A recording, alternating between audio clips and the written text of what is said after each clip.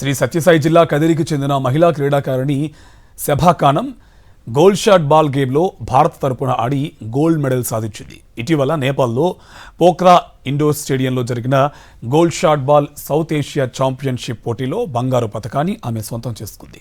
పోటీలో మాల్దీవ్స్, శ్రీలంక, పాకిస్తాన్, నేపాల్, భారత్ దేశాల టీంలు పాల్గొన్నాయి. ఇండియా టీంలో ఏపీ తరపున శ్రీ సత్యసాయి జిల్లాకు చెందిన శభా ఖానం కూడా చోటు దక్కించుకుంది.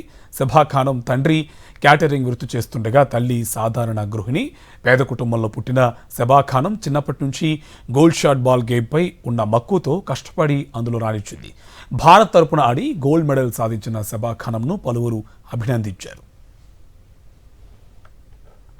శ్రీ సత్యసాయి జిల్లా కదిరికి చెందిన మహిళా క్రీడాకారిణి శభా ఖానం గోల్డ్ షాట్ బాల్ గేమ్లో భారత్ తరపున ఆడి గోల్డ్ మెడల్ సాధించింది. ఇటీవల నేపాల్లో పోఖ్రా ఇండోర్ స్టేడియంలో జరిగిన gold shot ball south Asia championship పోటీలో బంగారు పతకాన్ని ఆమె సొంతం చేసుకుంది.